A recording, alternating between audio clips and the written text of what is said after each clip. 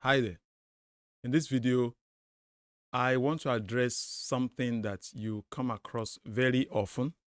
And if you're not paying real attention, you won't know what is playing out.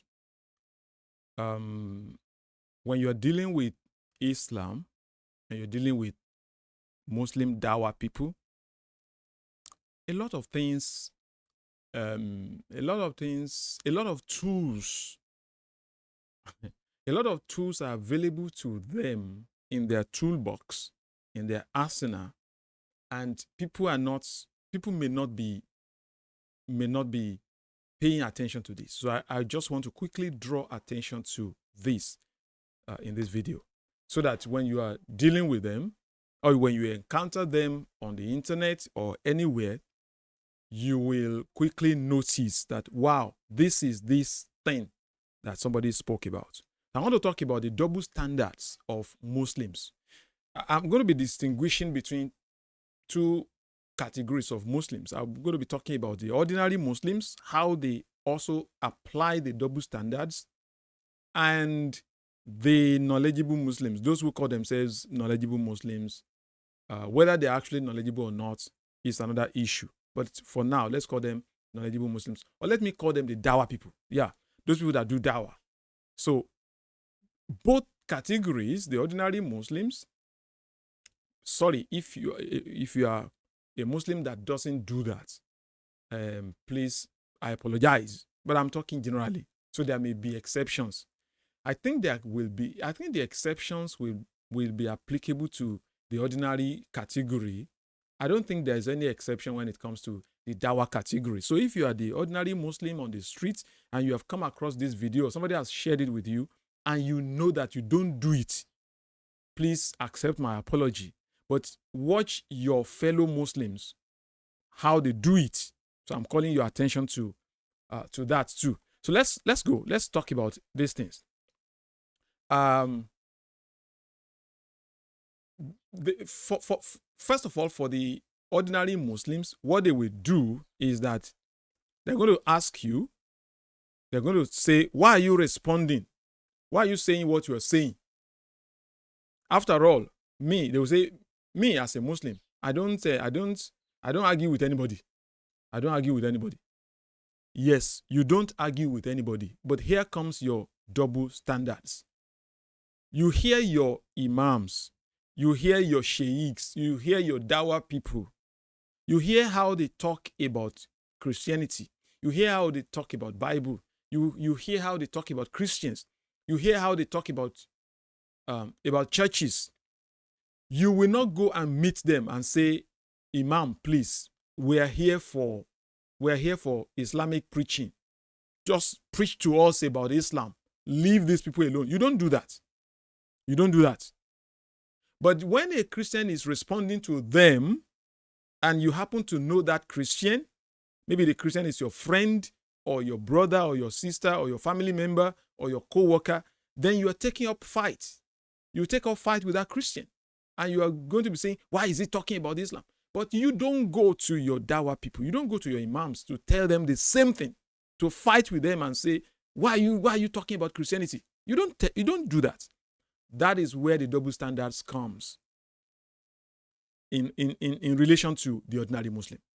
So for the rest of this video, I'm going to now talk about the double standards of the second category of people, the Dawa people themselves. How do they use their own double standards? So number one, they read the Bible, but they don't want Christians to read Islamic materials. They don't want Christians to read the Quran. They don't want Christians to read the Hadith, the Sirah literature, and some other things. No, they don't want Christians to read any of those things. But they think it's their entitlement to read the Bible and say the Bible has error and this. When they do their dawah, where they're preaching, where they're doing, they call it, in this part of the world, they say they are doing tafsir, particularly during Ramadan or some other occasions like that. Nearly everything they want to talk about is on Christianity. And sometimes, not sometimes, many times, they bring Bible. They bring the Quran, they bring Bible, and they'll say, open Bible, open this one. Is this the word of God? And they'll be laughing. Okay? So they read Bible and they think it is their entitlement, it is their right to read the Bible. But Christians cannot read the Quran. Christians must not read the Quran. Some people like Yusuf Adepoju, in his Dawah centers, wherever he goes, they have a box. They'll carry the box. Somebody will carry the box on the head, and they'll say, "Look at." I'm going to talk about that very soon. I will explain more. Carry the box of Bible on the head, and no Muslim there wonders what's wrong with this man. Is this your? What's wrong? Carry your Quran and preach. Nobody does that. But when a Christian is responding like I'm responding now, then they have problem with that. So they read the Bible, but you cannot read the Quran. They say, no, you can't read the Quran. They claim they understand the Bible. In fact, I've seen people that told me that Yusuf Adepoju is a doctor of the Bible. Doctor of the Bible. Somebody once told me he's the doctor of the Bible. Or maybe somebody told me in my discussion. I think we were talking on WhatsApp or something like that. And the person said he's the doctor of the Bible. I've also seen another person who claims that in his video, that Yusuf Adepoju is the doctor of the Bible with all the blunders, with all the errors he's committing. Okay, so, but this is where I'm going. They claim that they understand the Bible, but they assert that Christians do not understand the Quran. Christians can't understand the Quran. They do not understand the Quran, but they understand the Bible. Double standards. Next is this. They read English Bibles. But they want Christians to go and learn Arabic to be able to read Arabic Quran. They don't think they should go and learn Hebrew or Aramaic or Greek to be able to read the original Bible in those languages. To be able to read the New Testament in Greek, because there is New Testament in Greek. They don't need to learn Greek. They just read the English translations. And as a matter of fact, the English translations that they carry about, they are just translations. They are translations. So different translations, and then they will claim that those different translations mean different Bibles. But in their own case too, the Quran has translations. There's Aisha Buli. There is Sahih International. There is all kinds of, there is Hilali Khan. Hilali and Khan, we call it Hilali Khan. And many. In my previous videos, whenever I wanted to read any ayah of the Quran, I would read about 7-8 different translations. But the Muslims will not count those translations as versions. They don't count them as different Qurans. They'll say they are English. But the ones you carry about, the English Bibles you carry about, they are also English. And you count them as different versions. But you don't count your own translations, many as they are, you don't count them as different versions. Can you see double standards? So they're going to tell the Christian to go and learn Arabic to be able to read the Quran. Even though majority of the Christians majority of the Muslims, beg your pardon, majority of the Muslims in the world don't understand Arabic. They're not Arabs. So they try to memorize something and they recite, they regurgitate while they are praying. They don't know the meaning of what they are saying. Majority of Muslims don't. A few people have memorized the Quran. They can't speak Arabic, but they have memorized. And some have also tried to learn the meaning of what they have memorized. Just very few people. But the majority of Muslims don't know anything about Arabic. But they are okay. It is only when the Christian reads the Quran in English or in any other language, then they will come and say, no, you have to go and learn Arabic. But their own Dawah people, and if you are one of the Dawah people I'm talking to you, you read the Bible in English. You don't read the New Testament in Greek. You don't read the Old Testament in Hebrew and Aramaic. and you think you are qualified to read the Bible in English. But when we read the Quran in English, you say, no, you have to go and read it in Arabic. Double standards. Okay. Next, they assert that understanding Arabic. So eventually, when you come across somebody who knows Arabic and you tell them, like I've told some Muslims here in Nigeria, I've thrown the challenge to them. I've given them Rob Christian. Okay, Rob Christian, he has a YouTube channel. If you dare, you think you can speak Arabic, contact him. I've spoken to Rob Christian. Maybe he will watch this video. In one of his live streams, I was there and I introduced myself. I said, look, there are some people here who are bragging that they know Arabic. He said, okay, whenever I'm online, give them my Skype ID. The Rob Christian is his Skype ID. Call him.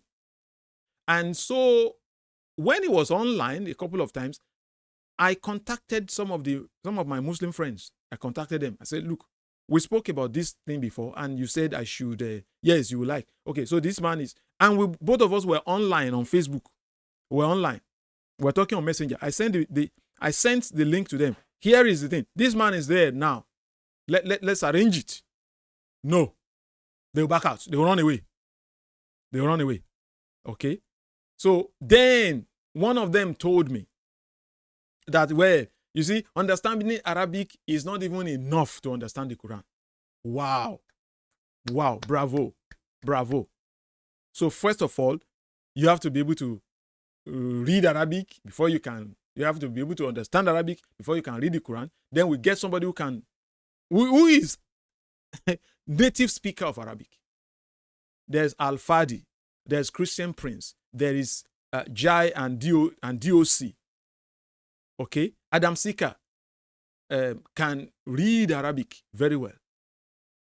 Okay, he can understand all these things. Well, I'm not too sure of that of Adam Sika. I think so. There is Ahmad, ex-Muslim. You find him. He's on YouTube. I think he's also on TikTok. These people can read Arabic perfectly. There is Usama Dakdok. There is Brother Rashid. These people speak Arabic. Brother Rashid actually has his channel in Arabic. He recently created a new one in English. Brother Rashid in English. It's on YouTube. So we tell them, okay, we have Christians that fluently speak Arabic. Some of them are native Arabic speakers. Or Muslims will tell us it is not enough to be able to read and write Arabic. So what else do we need? First, you said we cannot read it without understanding Arabic. So we get somebody who can speak Arabic fluently. Go and meet them. Okay, they are throwing this challenge.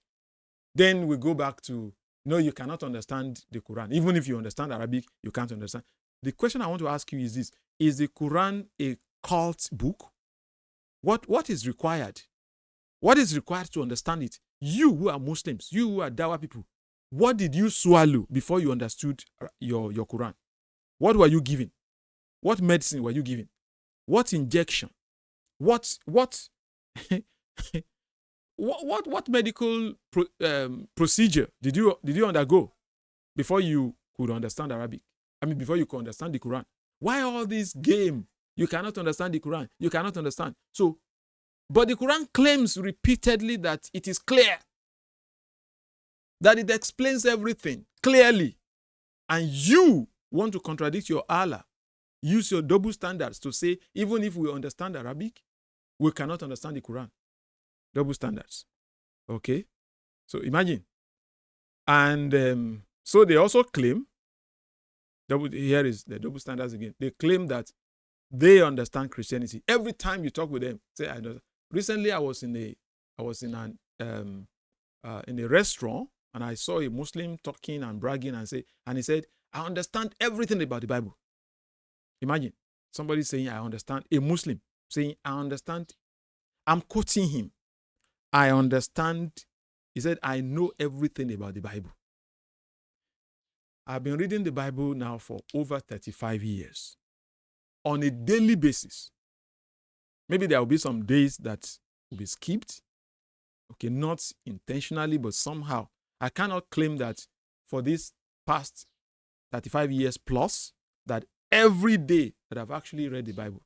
I cannot. There were days that I was sick, so sick that I couldn't even pray.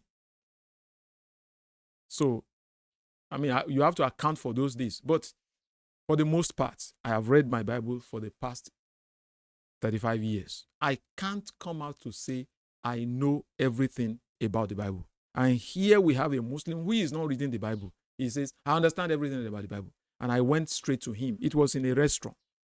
So I left my table. I said, I'm interested in this topic. Can we discuss? Let's exchange contacts. See, the discussion didn't go well because it resulted into shouting and all that. But that's not where I'm going. Where I'm going is this. This is how Muslims behave. They claim they understand the Bible. But on the other hand, they also assert that Christians don't know the Quran. They claim they know Christianity. But they also assert that Christians don't know Islam. Say Christians don't know Islam. They know Christianity, but Christians don't know Islam. Double standards all the way. And finally, so we ask them, explain Islam to us so that we can understand. You claim we don't understand it. You assert we don't understand. Okay, granted. You who understand it, explain it to us. Explain it to us so that we can understand. We don't know Islam, but you explain it. Guess what? They cannot. They can't explain it. Here is what they will say. They say, even if they explain, we cannot understand. How does it work? You who are in category 1 of Muslims, the ordinary, when I say ordinary, I do not mean to, I'm not using that word ordinary in a condescending way. What I mean is you are not a scholar. You're just a typical Muslim. Just as we have typical Christians who are not scholars of anything. So there are typical Christians. They just believe in Jesus, and that's okay for them. You who are typical Muslims, you don't have to study this and study that. That's okay. That's okay. I'm not condemning you for that. But what I'm saying is this. You who are typical Muslims, do you see these double standards that I've outlined? Do you see that? Look at your fellow Muslim men and women and see what they claim. That nobody can understand Islam unless we come to them and learn it. But they will understand Christianity. They will understand the Bible. They can read the Bible in English, but you can't read the Quran in English. Double standards. So if you're going to be dealing with them, you need to get these things ironed out. You need to understand who you are dealing with. They will use deception, deflection, propaganda, lying, all kinds of things. You don't have the same moral standards with them. Christians, you don't have the same moral standards with these Muslims. You don't. You believe that you cannot use deception, you cannot use lying to promote your religion. That's not what they believe. In fact, when I was going through The Reliance of the Traveler, which is an English translation of this Quran law, this Islamic law, Islamic jurisprudence.